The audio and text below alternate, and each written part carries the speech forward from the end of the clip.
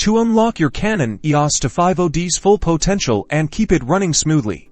Regular firmware updates are essential. First, you'll need a fully charged camera battery and an SD card. Format the SD card within your camera to ensure it's ready. Next, visit the official Canon support website and locate the firmware update section for the Eos 250d. Make sure you download the latest available version. Once downloaded, transfer the firmware file directly to the root directory of your formatted SD card. Do not place it inside any folders.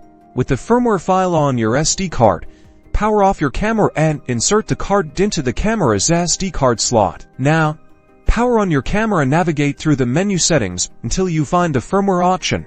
Then select it. The camera will then prompt you to confirm the update to the new firmware version. Select OK to proceed. The update process will begin. Displaying a progress bar. It's crucial not to power off the camera or remove the SD card during this time. Once complete, your camera will automatically reboot. Finally, check the firmware version in your camera's menu to confirm the update was successful. Your Canon Eos 250d is now running on the latest firmware, ready to capture amazing moments.